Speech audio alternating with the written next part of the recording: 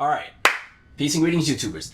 So I want to take some time to talk about everything surrounding Charlie Kirk. And I'm not about to spend a lot of time on the actual event that took his life. I more so want to talk about the response that I've seen.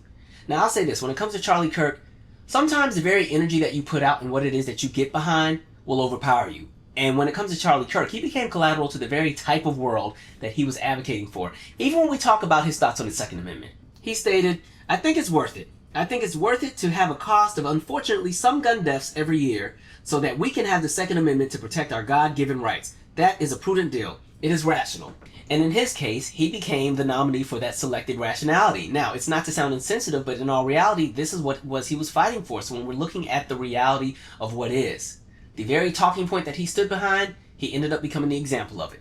Now, when it comes to that conversation of his loved ones, his families, I believe that if you want to have the compassion for the family, you want to have those thoughts and prayers for his daughter who no longer will have her father with her, or, you know, the family members that are grieving, I totally understand.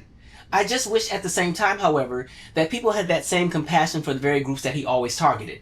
I wish people had that same compassion for the very people that he mocked after their death. That's where I'm at. And so the thing where I really draw the line is when people start to rewrite history, right? We're now coming into this realm where people are giving this man sainthood and talking about all of this that he fought for. And I'm like, fought for? Really? All right, and when we're talking about the things that he fought for, who did it actually benefit? Because if we want to have that honest conversation, at the end of the day, this was a racist white man who was fighting to ensure that his ideologies and beliefs became power and law, that they became reality. The society that he envisioned did not include most of us. The society that he envisioned included white men and some white women who were happy shutting up and taking a back seat. Everybody else, you are out of luck. You're not a part of that vision. And so, for some reason, when I kept hearing everybody say, "Oh, I can't believe this happened," simply because of a simple disagreement or a difference of political opinion, I said, wait, whoa, there's nothing simple about the things that he was doing. And when we want to talk about political opinion, I think what people are missing is that there's a conversation when it comes to the element of power. So let's just break this down. When we're talking political opinion, understand that you need to put focus on the term politics. What is politics? The activities associated with the governance of a country or other area, especially the debate or conflict among individuals or parties having or hoping to achieve power. Assembling a coalition of supporters and advocates that actively fight for oppressive policy and ideologies to become reality is not simply a difference of political opinion. That's a movement. And movements all have one end goal, right? Where the thing that they are fighting for becomes reality. That's what the goal of the movement is, to make it reality, to make it become law, to make it become real. And that movement doesn't die when that thing comes into fruition. That movement just evolves and transforms into authority. And so it's more than just a simple difference of political opinion. Right? I think people are misconstruing and trying to make opinions interchangeable with a movement. Remember, an opinion is just an opinion until somebody starts to act on it, until there's some action behind it, where now there is an actual driver, there's a charger, there's a mission, there's a goal that people are trying to attain. And for Charlie Kirk and his following, it is white nationalism, cementing the ideals of white nationalism through white supremacy and force, if it has to be that, against everybody else who stands in the way of what it is that they're fighting for. That is not an opinion. And again, if this was just a simple political opinion, why is it that when we didn't even know who the shooter was, the first group that was targeted were black folks? HBCUs, first thing out of the gate, right? Here come all of these threats. All these HBCUs have to cancel classes or go into lockdown mode because, again, his followers are pissed off that he's no longer here, and the first group they go after are black folks. That shows you that, again, there's a movement, there is something that is there. And it's because, again, the idea of an HBCU is a threat to white nationalism. There aren't even any HBCUs in Utah. Do you know how racist you gotta be for an event to take place in Utah and you go and threaten a school 2,200 miles away because that's how much rage and hate you have in your heart? Let alone there's barely any black folks in the state of Utah. God bless the 2% of y'all that live there, alright? It's a population of about 40,000 in a state of 3.5 million. God bless the black folks who live over there right now. But again, this is not simply a difference of political opinion, because if that's the case, again, why is it that white folks are crashing out right away and they all of a sudden had a whole list of enemies that they were ready to go after, right? And the Nancy Masons, the trans this and the trans that, and folks are calling for civil war. There's all these white men talking about Trump, just give us permission to go ahead and shoot and we'll do it. That is not simply a difference of political opinion. And let me also just show you how they like to even use those terms against you. So one of the things that's also really prevalent in this is a lot of people didn't know who Charlie Kirk was. And so even with black folks who have been saying the same thing about, well, difference of political opinion, I can't believe this is what happened. they'll even use those same words. So, there's people who weren't really familiar with Charlie Kirk, what he had. And so when they got, the tidbits of information, there's lots of folks saying, oh, it's so sad we live in a society where this is how people move simply because of a difference of political opinion. His same followers will use that very talking point to water down what it is that they're doing as they try and screw you over in the long run, right? So when they get called out on the nonsense on their end, they're like, oh no, it was just, I can't believe this happened over a simple difference of political opinion. I'm like, when you go to those rallies, you're not going there to hear a different political opinion. You're going there to get active. You are getting motivated. You're bringing a friend along to bring some more people into the movement. Y'all got a whole checklist of stuff that y'all are trying to get done.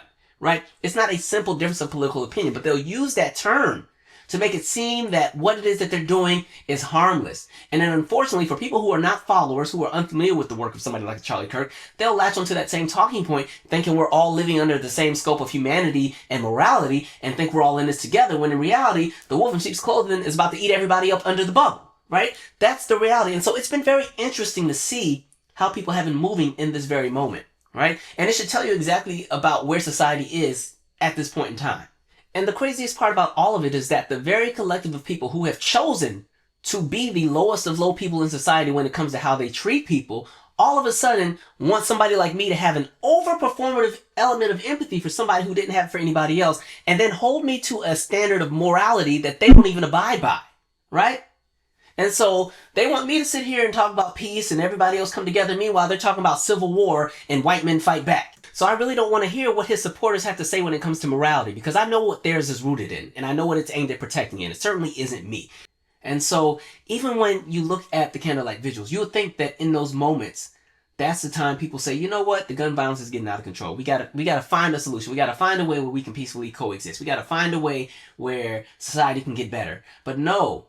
This is all rooted in people mourning Charlie Kirk and what it was that he believed in and what it was that he fought for. And that's what they're out there standing and crying for. It's not about unity and peace and love and coming together. It's about the fact that the guy who believes and fought for the very same thing that they believe in is no longer with us. And that's them showing solidarity with, hey, I also feel how you feel. I also share those same viewpoints. I also want to be a part of that power structure where we get to call the shots on how things go. That's the reality of what is. And so I'm not about to sit here and do the performative antics. And even when people keep saying, but you need to understand that he had a wife and a family. Listen. Every person who has been the victim of a mass shooting, the people who were killed in that Buffalo supermarket, the people who were killed in Charleston 9, Tamir Rice, Jordan Davis, all these different people had families.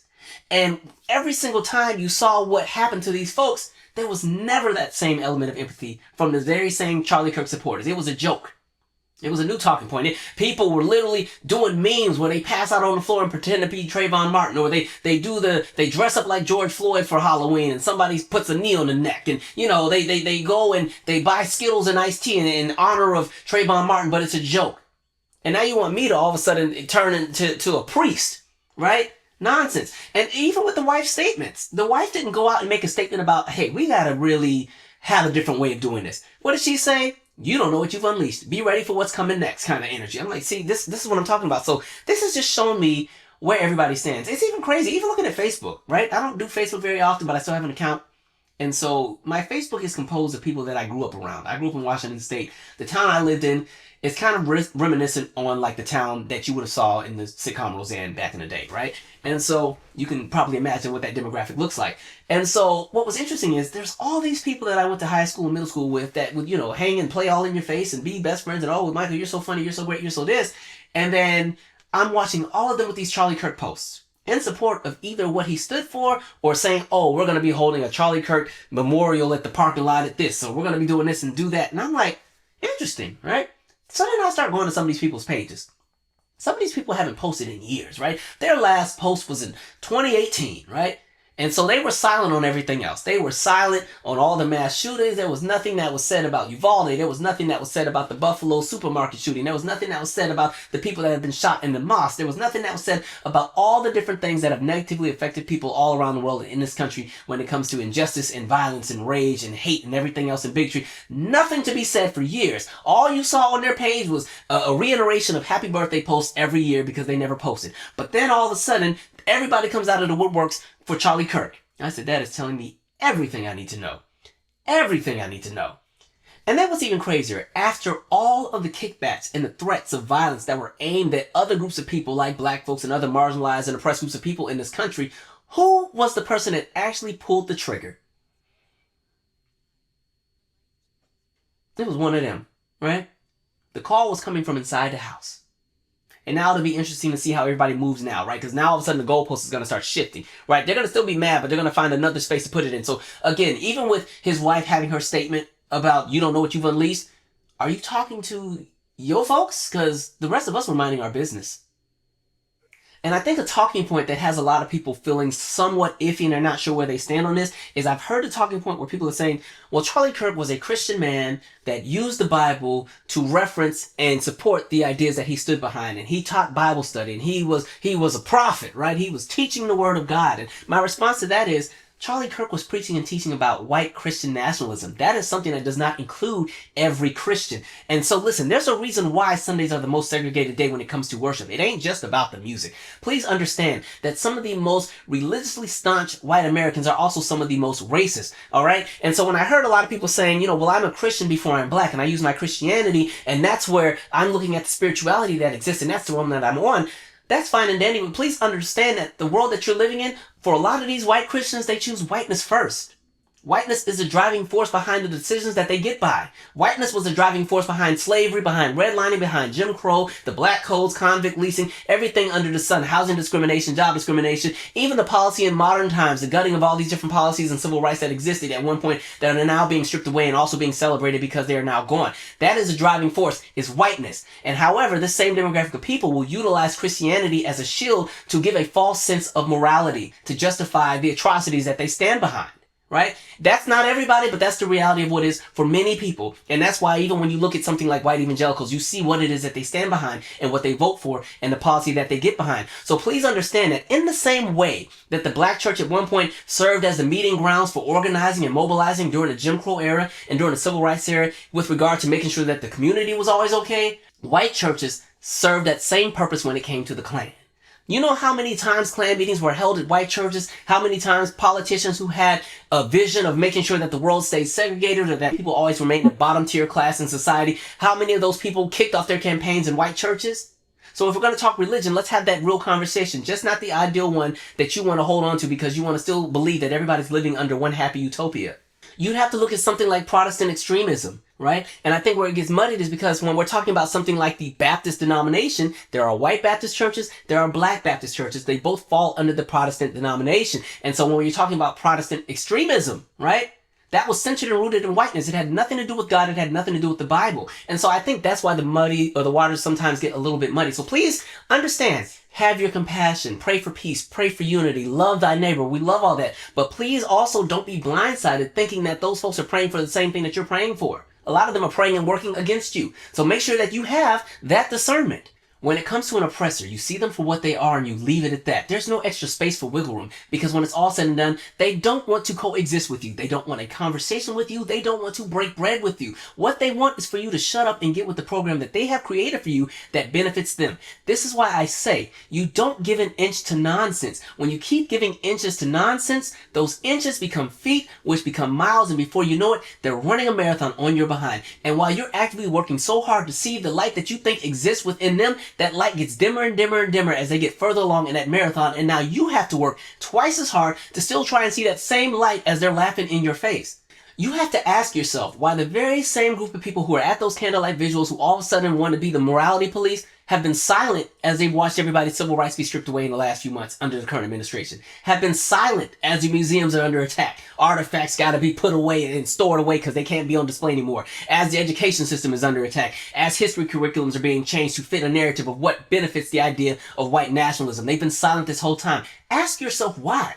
It's probably because they follow somebody who believes that the Civil Rights Act was a bad thing and that Jim Crow wasn't that bad for black folks. But then again, it's everybody else's world. We're just living in it, right? And so that's the reality. Look at how your government even responded in this, right? Flags at half-staff. This man has been flown in Air Force Two. They got him in the rotunda. You got people in Congress that want to build statues. This is symbolizing and showcasing you exactly where this country is headed when it comes to the direction of its politics. So when people keep saying this was just a simple difference of political opinion, oh no, not even close. And even with these conversations I'm hearing where they're like, oh, well, Charlie Kirk was just like a Martin Luther King. I said, y'all are real rich out here. Y'all just playing in everybody's face. It is really rich to keep making somebody like Martin Luther King your standard of measurement when you never even lived by his teachings, which is exactly why you reference somebody like Charlie Kirk as your own version, because you actually disagree with the talking points of somebody like a Martin Luther King and do not see him as an extension of yourself. If you cared about humanity and the well-being of others, somebody like a Martin Luther King would be a universal reference where he would need to be in a parallel comparison with somebody like a Charlie Kirk, right? You see Martin Luther King as black people's voice, not the voice of the people. So cut the crap. Here's the reality. I have no more cheeks to turn, okay? I can't ignore a fire and pretend that it's not going to spread just because I'm choosing not to see it. That's not the reality. Some folks, unfortunately, are literally burning their own house down because they want to be accepted by the very people who set it on fire, okay? Please understand, you're just helping them speed up the process for what it is that they actually want. That's a message to the token Negroes that for some reason always want white acceptance with everything and go against the grain against their own collective every single time in favor of getting a kudos and a pat on the back from white America. Some of you need a wake-up call. And as far as everybody in the Charlie Kirk bubble that's pissed off and enraged and wants to fight and civil war and all this, heal yourselves, right? Y'all need to go and heal. And really, the real conversation should be that black folks should be finding their healing, but we can't get our healing until you guys can heal and be at peace with the fact that we exist. Because as long as you are not at peace with that, we'll never know peace because we're always going to be a target for your anger. And that's the issue. Anyway, that's all I have. Don't sit here and try to use a false sense of morality to exploit people that actually have good intentions, that want to see the best for everybody and not just the people that they approve of. Anyway, that's all I got. Share your 2 cents. I'm out. Subscribe.